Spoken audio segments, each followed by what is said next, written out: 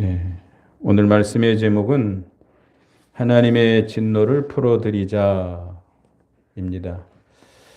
시딤에서 이스라엘 백성들이 하나님 앞에 범죄했습니다.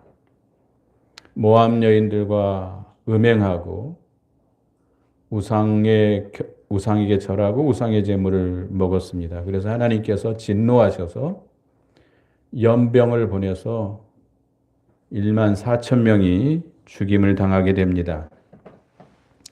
그때 제사장 비느하스가 하나님의 진노를 풀어드렸어요.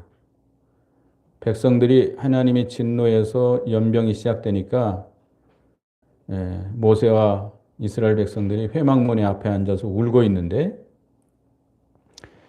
시므온의 족장 시물이라는 사람이 모압 여인 고스비를 데리고 자기 장막 안으로 들어갑니다. 그러니까 비느하스가 창을 들고 쫓아 들어가서 간음하고 있는 현장에서 그들을 찔러서 둘을 한꺼번에 죽이죠. 그래서 하나님께서 그 진노를 멈추시고 연병이 물러가게 했습니다. 그래서 우리도 이 시대에 하나님의 진노를 풀어드리는 자가 되어야 되겠다. 이번에 이태원에서 153명인가요? 젊은 사람들이 압사해서 죽었어요. 물론 그들의 죄로 인해서 죽었습니다. 그러면 우리와는 상관이 없는 일일까요? 대통령이 정치를 잘못했기 때문에 물러가라. 그런가요? 경찰들이 잘못해서 죽었나요? 우리는 이런 하나님의 진노가 쏟아내린 겁니다. 물론 세상의 죄로 인해서 온 것도 있겠지만 오늘날 우리는 그 책임을 우리 교회, 우리 성도들이 그 책임을 통감하고 회개해야 됩니다. 그래야 하나님의 진노를 풀어드릴 수 있어요. 세월호가 일어난 지 지금 얼마 됐죠? 세월호에서 261명 교사들과 학생들이 그 터무니없이 정말 어처구니없이 정말 그 선장의 잘못으로 인해서 물속에 침몰당했는데 이것도 그냥 사건인가요? 몇 년도 안 지나서 또 이런 일이 일어나고 있습니다. 이건 무슨 후진국도 아니고 그 잘 산다고 하는 이 나라에서 이런 일이 벌어지고 있습니다. 우리나라 사람뿐만 아니라 외국인들까지도 많이 죽었는데 우리는 이것을 우리 믿는 사람의 입장에서는 그저 강 건너 불 일어난 것처럼 나와는 상관없는 일이다라고 생각하고 그저 구경만 하고 있어서는 안 됩니다. 빌라도가 몇 사람을 숙청했을 때 그 실로암 망대가 무너져서 18명이 죽었을 때 예수님이 뭐라고 그랬죠? 그들의 죄가 너희들의 죄보다 더 많아서 그렇게 된 줄로 아느냐? 너희도 회개치 않냐면 어떻게 되리라? 그와 같이 망하리라. 경고예요, 경고.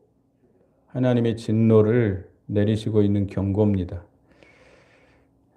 이 시딤이라는 곳은 하나님께서 이스라엘 백성들을 이끌고 가나안 땅으로 들어가기 위해서 40년 거의 여정을 끝마치고 모압 땅은 바로 요단강 넘어 가나안 땅이 보이는 곳입니다. 거기서 시험에 들고 범죄를 한 거예요. 거짓 선지자 발람의 술수로 말미암아 이스라엘 백성들이 우상에게 절하고 우상의 제물을 먹고 행음하는 이런 큰 죄를 범했습니다. 그래서 하나님의 진노가 쏟아져 내려왔는데 우리도 비느하스와 같은 심정으로 하나님의 진노를 막아서는 우리가 되어야 되겠습니다. 첫 번째는 백성들이 발람의 궤를 쫓았다 그랬습니다. 25장 1절에서 3절까지 보겠습니다. 이스라엘이 시팀에서 머물러 있더니 그 백성이 모압 여자들과 음행하기를 시작하니라.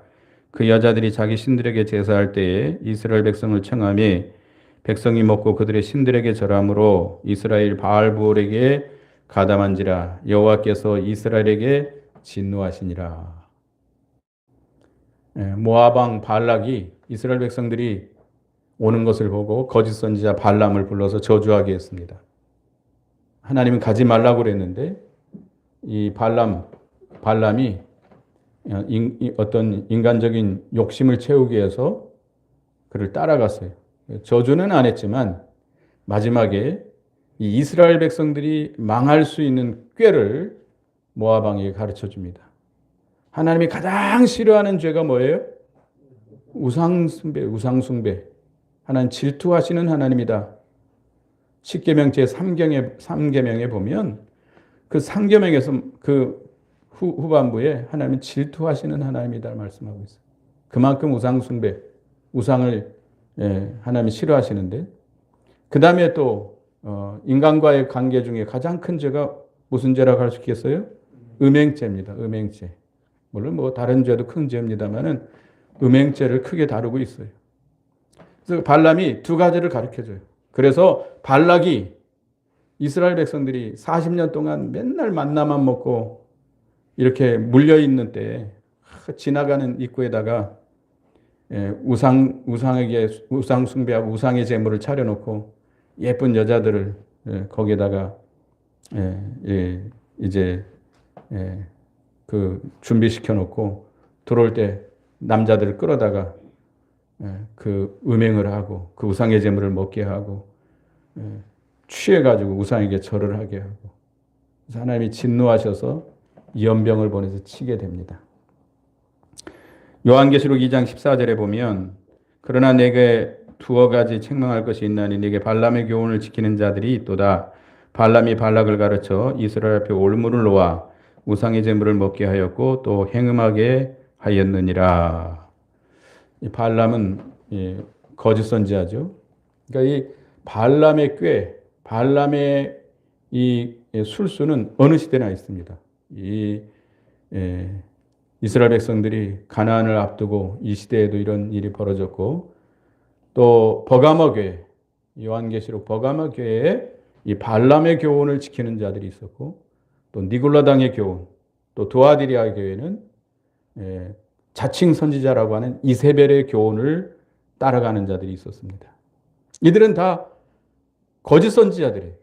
선지자, 오늘날로 말하면 교역자, 목사라고 하는 사람들인데 하나님의 말씀을 잘못 가르치는 자들입니다.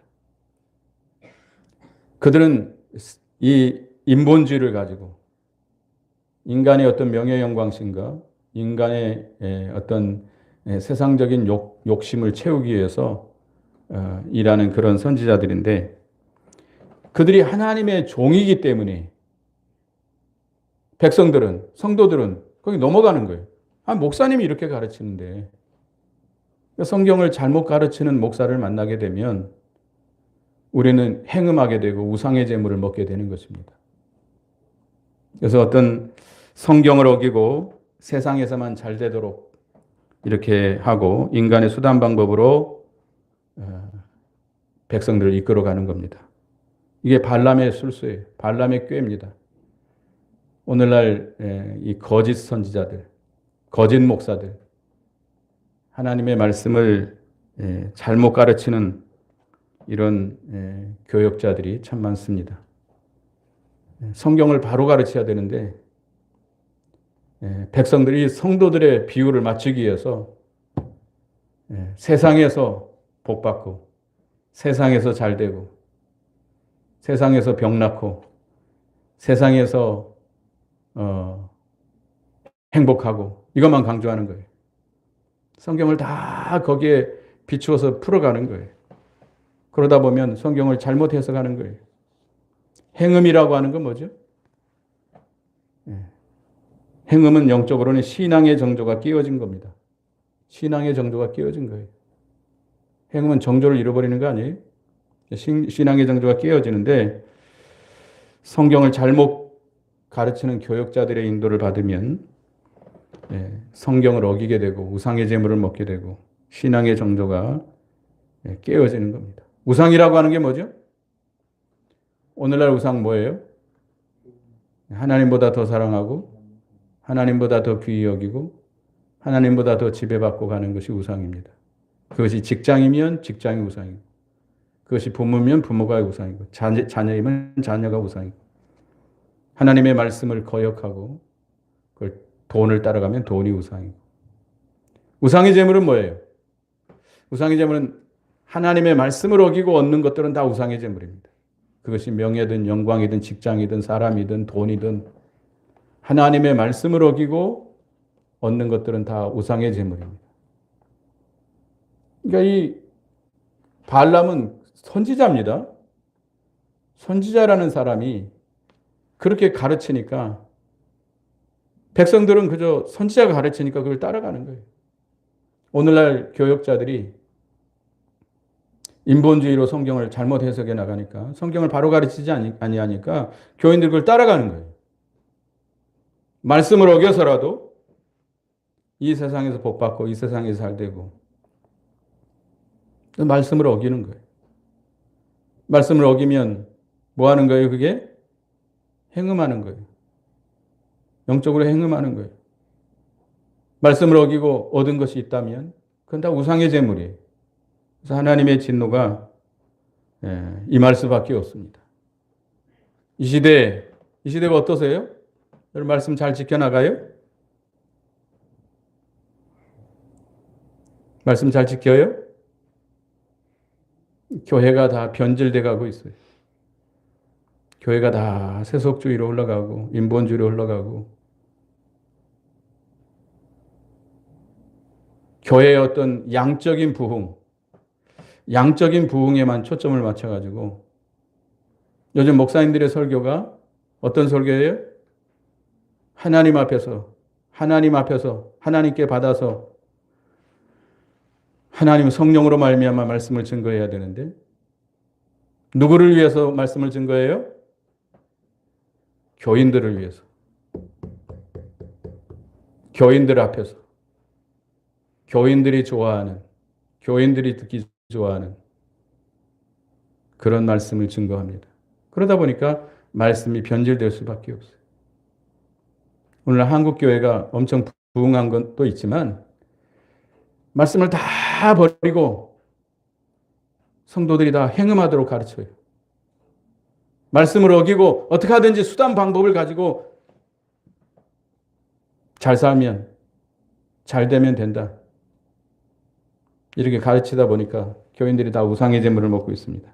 그래서 하나님의 진노가 임할 수밖에 없는데 4절 5절에 보면 여호와께서 모세에게 이르시되 백성의 수령들을 잡아 태양을 향하여 여호와 앞에 목매어 달라. 그리하면 여호와의 진노가 이스라엘에게서 떠나리라. 모세가 이스라엘 재판관들에게 이르되 너희는 각각 바알볼에게 가담한 사람들을 죽이라 하니라.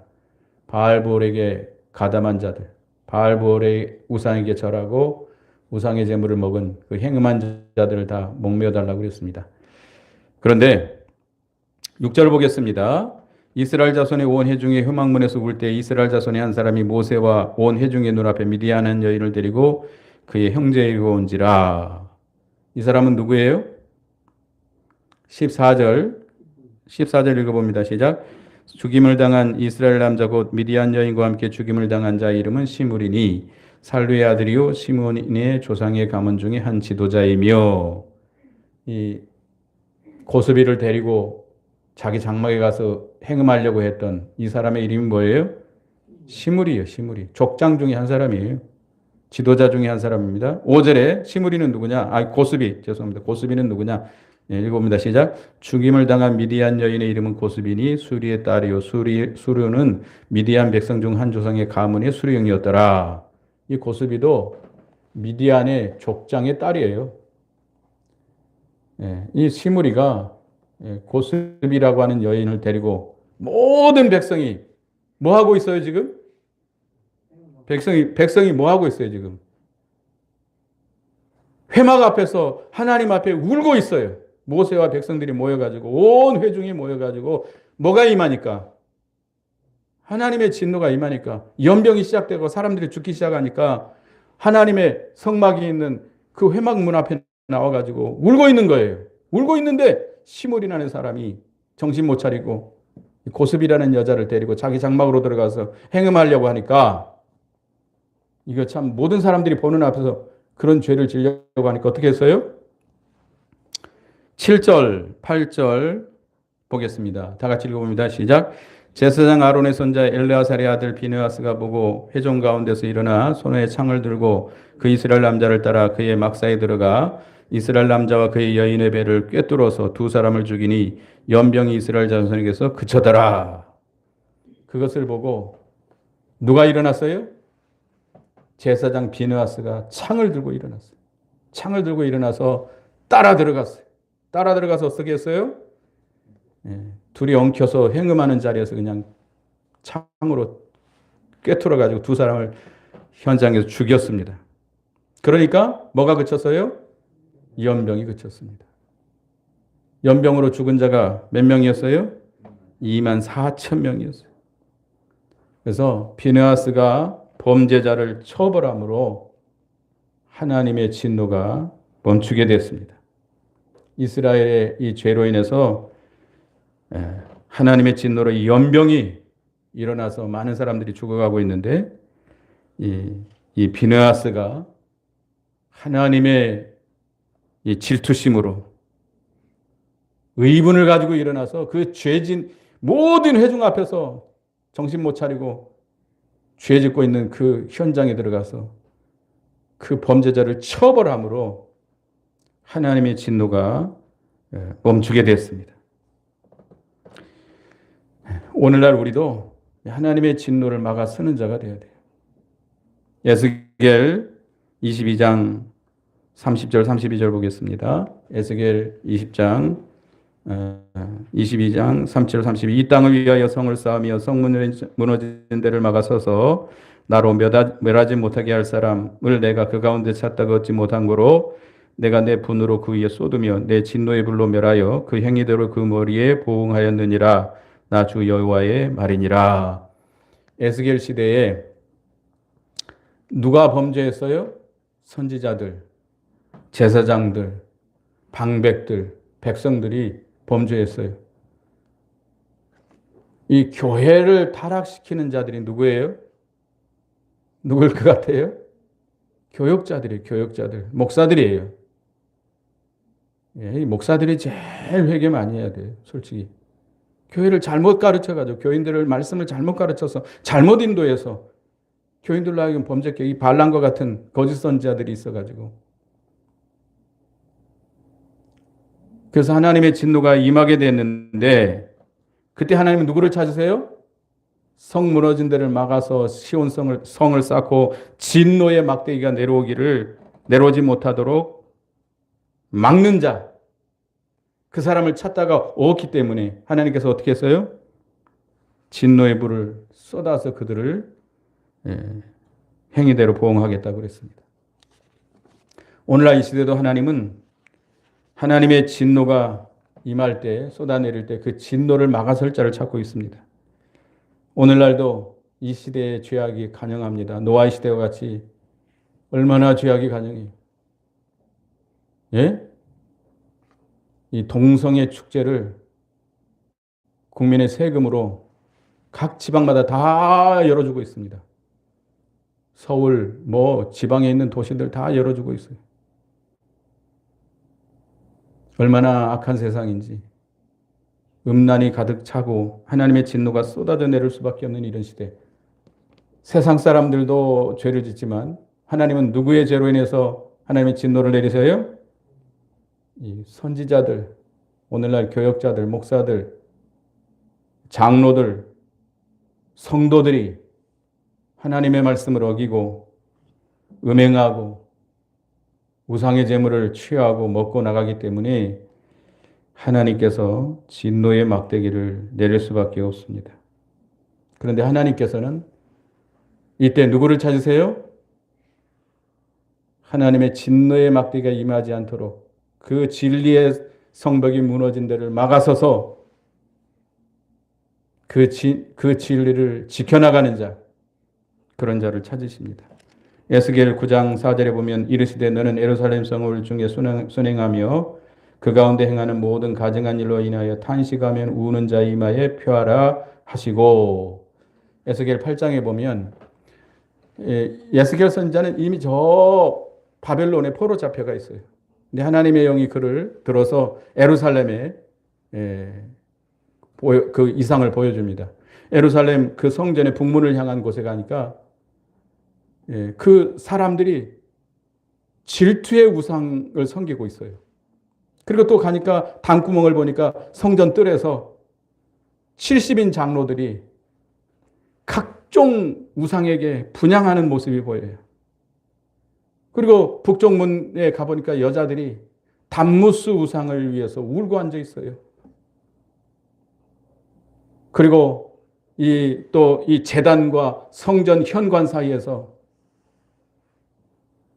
거기 25명의 사람들이 성전을 등지고 동방태양을 향해서 경배하고 앉아 있어요. 얼마나 이 하나님께서 그래서 이 죄로 인해서 내가 이 땅을 멸하겠다.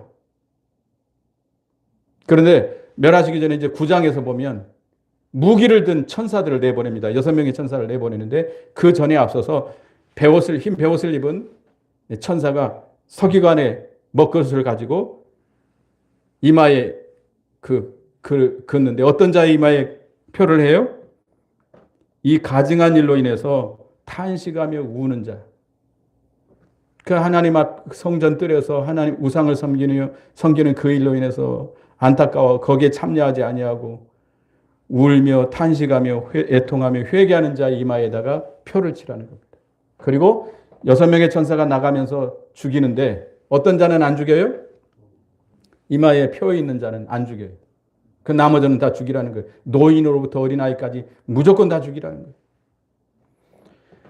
여러분들도 하나님의 진노를 당하지 않으려면 뭐 해야 돼요? 뭐 해야 돼요? 탄식하고 울어야 돼요. 여러분 이 세상 죄에 참여하지 말아야 돼요. 이 세상이 아무리 타락하고 다 진리가 무너져가고 세상이 다 악하고 음란하고 패역한 시대가 됐어도 우리는 그 죄에 참여하지 말고 우리는 어떻게 해야 돼요? 그 죄로 인해서 어떻게 해야 돼요? 탄식하며 울어야 돼요. 애통하며 탄식하며 우리 자녀들의 죄, 우리 형제들의 죄, 이 세상 사람들의 죄, 교회가 타락해서 온 교회가 세속주의 인본주의로 끌려가는 이 시대의 죄를 붙들고 탄식하고 울어야 돼요. 예레미야 5장 1절에 보면 예루살렘에 의인 몇 명이 없어서 망했어요? 의인 몇 명이 없었어요? 공의를 행하며 진리를 구하는 자 몇 사람을 찾았어요? 하나님이? 한 사람을 찾았는데 한 사람이 없어서 예루살렘 성이 망했어요. 소돔 고모라에 하나님께서 의인 몇 명을 찾았어요? 10명을 찾았어요. 10명이 없어서 유황불이 쏟아져 내려서 그 모든 죄로 인해서 다 망했습니다.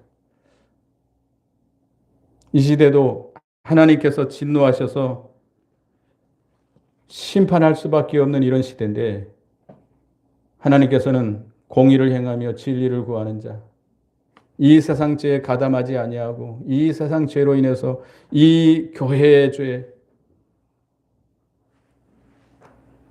오늘날 이 세상 성도들의 이 타락한 교회들의 죄를 붙들고 탄식하며 울며 회통하는 자를 하나님이 찾으십니다. 우리가 비느하스와 같이 의로운 분노를 가지고 하나님과 같은 질투심을 가지고 우리가 질투해야 됩니다. 죄를 제거해야 돼. 죄와 싸우되 너희가 뭐하기까지 싸우지 아니하였다? 피 흘리기까지 싸우지 않았다. 생명 내놓고 우리가 이 죄와 싸워나가야 돼. 우리가 그 죄에 가다면 우리도 죽을 수밖에 없어요. 죄를 어떻게 싸워 이길까요? 말씀을 붙들고 신앙 양심을 써서 죽도록 충성하는 겁니다. 말씀 하나를 지키기 위해서 죽기까지 순종해 나가면 누가 이기게 만들어요? 하나님께서 만능으로 그 죄를 이기게 만들어요. 그래서 우리는 진리를 세워나가기 위해서는 일시도 거기에 복종해서는 안 됩니다. 갈라디아서 2장 5절에 보면 우리가 일시라도 복종치 아니하였으니 이는 복음의 진리로 너희 가운데 항상 있게 하려 함이라. 우리가 진리를 한 번만 양보해도 신앙의 정조를 잃어버리는 겁니다. 음행하는 겁니다. 그래서 우리는 신앙의 정조를 한 번이라도 양보하지 않을 때 생명이 있는 줄 알고 신앙의 정조를 지켜나가야 돼요. 우리를 미혹하는 자들은 항상 한 번만이라고 말합니다. 한 번만. 딱 한 번만. 한 번만 남편이, 믿지 않는 남편이 아내에게 우리 친구들과 친목회가 있는데 오늘 딱 한 번만, 딱 한 번만 친목회 가자. 내가 한 번도 당신한테 교회 주일날 교회 간다고 한 번도 내가 막지 않는데 이번만 딱 한 번만.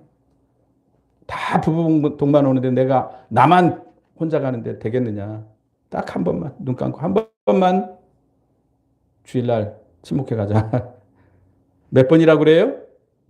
딱 한 번만. 그 다음부터는 내가 당신에게 한 번 내가 다시는 내가 교회 가는 건 내가 막지 않겠다. 따라가면 어떻게 되죠? 종 되는 거예요. 야, 이 지난주에 너 교회 안 갔잖아. 저번에도 안 갔잖아. 그러면서 종이 됩니다. 삼손이 하나님 말씀 한 번 어김으로 어떻게 됐죠? 머리털이 깎이고 두 눈이 뽑히고 쇠사슬에 묶여서 종살이 하게 된 겁니다. 우리도 그렇게 돼요. 딱 한 번 양보하면 그렇게 돼요. 그래서 심일철 목사는 이 마귀는 4단계로 우리를 시험한대요. 처음에는 딱 한 번만 양보해. 한 번만 말씀 양보하고 믿음 양보해. 그러면 내가 다 허락해 줄게. 한 번 어기고 나면 그 다음에 두 번째 단계는 남도 그러는데 뭐 에이 나만 그러나 뭐 에이, 목사님도 장로님도 술 먹더라 뭐 나만 술 먹었나 뭐 에이 나만 주일 오겠나 뭐 에이 뭐 다 뭐 다른 교인들 봐라 다 뭐 주일날 다 놀러 가고 뭐 다 결혼식 가고 다 그러더라고 나만 그러냐? 그 다음에 세 번째는 염려 없다. 나는 신앙의 뿌리가 깊고 이제 다시 믿음을 지킬 수 있다. 자기를 이루하게 한다는 거죠. 네 번째는 차차. 지금은 내가 말씀 못 지키지만 차차 다음에 하지. 차차 하다가 어떻게 된다 그래요? 아차차 하고 망한대요. 아차차. 심울철 목사라는 분이 그렇게 아주 정확하잖아요. 우리는 신앙의 정조를 지켜나가야 돼요. 순교자들은 몇 번을 지키기 위해서 생명을 내나요? 단 한 번. 사드락과 메삭과 아벳느고가 느부갓네살 왕이 세운 금신상에게 몇 번 절하지 않는 거예요? 단 한 번 절하지 않게 생명을 내는 거예요. 이게 순교예요. 우리도 일시도 양보하지 말고 진리를 지켜나가야 돼요. 이것이 이런 사람을 하나님이 찾으세요. 오늘날. 아시겠어요? 이 시대가 다 타락하고 세상 물 속에 빠져서 다 음란하고 방탕하고 말씀을 다 어기고 우상의 재물을 먹고 말씀을 어기고 뭐 돈 벌고 돌아다니고 다 할지라도 양심 다 내버리고 하나님을 믿어도 우리 자신들은 일시도 양보하지 말고 이 진리를 지켜나가야 돼요. 이것이 하나님의 진노를 막는 겁니다. 하나님이 이 시대에 누구를 찾느냐? 이 진리를 지켜나가는 자예요. 한 번이라도 양보하지 말고 신앙 양심을 바로 써서 말씀을 지켜나가고 우리 자녀들, 우리 가족들, 이 타락한 교회들이 죄짓고 돌아가는 이 시대를 보고 하나님의 진노가 임하고 있는 이런 시대를 보고 우리는 어떻게 해야 돼요? 어떻게 해야 돼요? 탄식하며 울어야 돼요. 탄식하며 울어야 돼요. 그저 왜 그 저녁에 귀신 섬기는 그 축제에 가가지고 죽었나? 그 사람들 잘못이에요? 물론 그 사람의 잘못들도 있습니다만은 뭐가 임하고 있는 거예요? 하나님의 진노의 막대기가 딱 우리나라에 꼭 좀 지나면 또 일어나고 좀 지나면 또 일어나고 삼풍백화점 또 성수대교 또 세월호 또 이번에 이렇게 압사사고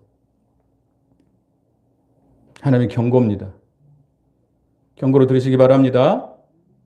모든 이 느헤미야와 같은, 그래서 하나님께서는 얼마나 이 제사장 비느하사를 기뻐하셨는지 이렇게 말씀했습니다. 10절에서 12절 보겠습니다. 13절까지 보겠습니다. 시작. 여호와께서 모세에게 말씀하여 이르시되 제사장 아론의 손자 엘르아살의 아들 비느하스가 내 질투심으로 질투하여 이스라엘 자손에서 내 노를 돌이켜 내 질투심으로 그들을 소멸하지 않게 하였도다. 그러므로 말하라. 내가 그에게 내 평화의 언약을 주리니 그와 그 후손에게 영원한 제사장의 직분의 언약이라. 그가 그의 하나님을 위하여 질투하여 이스라엘 자손을 속죄하였음이니라.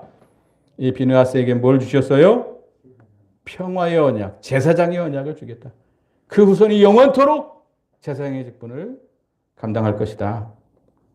하나님은 공의로우신 하나님인데 그 공의를 만족시켰어요. 누가? 비느하스가. 하나님의 질투심으로 질투해서 이 하나님이 싫어하는 그 죄를 제거했어요. 처단했어요. 하나님이 기뻐하시고 그 진노를 거두셨고 이 비느하스에게는 평화의 언약을 줬어요. 제사장의 언약입니다. 영원히 그 후손에게 제사장의 직분을 맡기겠다고 언약한 겁니다. 그래서 말라기서 2장 4절 5절에 보면 만군의 여호와가 이르노라 내가 이 명령을 너희에게 내린 것은 레위와 세운 나의 언약이 항상 있게 하려 함인 줄을 너희가 알리라. 레위와 세운 나의 언약은 생명과 평강의 언약이라. 내가 이것으로 그에게 준 것은 그로 경외하게 하려 함이라. 레위와 세운 언약. 레위는 누구죠? 제사장의 지파 아니에요? 제사장을 세우는 지파. 그들에게 생명과 평강의 언약을 주신다고 그랬어요. 그러니까 제사에 대한 언약인데 제사는 뭐 때문에 드리는 거죠? 이스라엘 백성이 죄사함을 받는 속죄제사예요. 누구를 바라보고 누구를 믿게 하는 거예요? 구약시대 제사는 누구를 믿게 하는 거예요? 그리스도를 믿게 하는 거예요. 그 제사를 드릴 때 내 죄로 내가 죽어야 되는데 누가 죽는 거예요? 아무 죄 없는 소와 양이 죽는 것처럼 장차 누가 와서 죽을 거예요? 그리스도가 오셔서 내 죄를 위해서 죽을 것을 믿고 드리는 거예요. 믿는 거예요. 믿는 제사예요. 그 제사를 통해서 누구와 교통하는 거예요? 주님과 교통하여 영으로 하나님과 교제하는 거예요. 그래서 우리가 제사를 드릴 때는 순종의 제사입니다. 순종의 제사. 하나님은 번제보다 뭐를 더 기뻐하세요? 순종을 더 기뻐하세요. 순종의 제사예요. 말씀을 깨달아서 그 말씀대로 순종하기로 결심하면서 드리는 제사예요. 우리가 말씀을 예수 그리스도를 믿음으로 속죄함을 받고 그 구속의 은혜에 감격하고 말씀을 받아서 그 말씀대로 순종해 나갈 때 우리 영이 날마다 소생하고 살고 평강을 누리게 되는 것입니다. 이게 바로 평화의 언약이에요. 여러분들도 이 비느하스와 같이 이 세상 죄에 참여하지 말고 일수도 양보하지 말고 말씀을 지켜나가고 이 죄 때문에 탄식하고 울고 통회하는 마음을 가지고 이 진리의 말씀을 지켜나가고 하나님의 진노를 막아서는 자에게 하나님께서 뭘 줘요? 평화의 언약을 줘요. 평화의 언약. 하나님의 생명을 주시고 하나님과 교제하고 그 생명에 참여케 하시고 소생케 하시고 참된 평강을 얻게 해 주십니다. 육신의 생명도 살려주시고 평강을 누리게 해 주시는 것입니다. 그래서 오늘날 이 시대에 제가 이 이태원의 압사사고를 보면서 하나님이 이 말씀을 주셨어요. 여하튼 우리가 하나님의 진노를 막아서는 자가 돼야 되겠다. 하나님의 진노를 풀어줘야 되겠다. 누구처럼? 비느하스처럼. 이 세상 죄에 참여하면 안 돼. 이 세상이 죄 가운데 타락하는 것을 보고 탄식하며 울어야 돼. 그 죄에 참여하지 말아야 돼. 하나님의 말씀을 바로 배워서 그 말씀대로 일시도 양보하지 말고 그 말씀을 지켜나가야 돼. 신앙 양심을 똑바로 써서 지켜나가야 돼. 생명을 내놓고 지켜나가야 돼. 그런 자에게 하나님께서 무슨 언약을 주세요? 평화의 언약을 주세요. 여러분도 그런 여러분이 되시기 바랍니다. 기도하겠습니다. 하나님,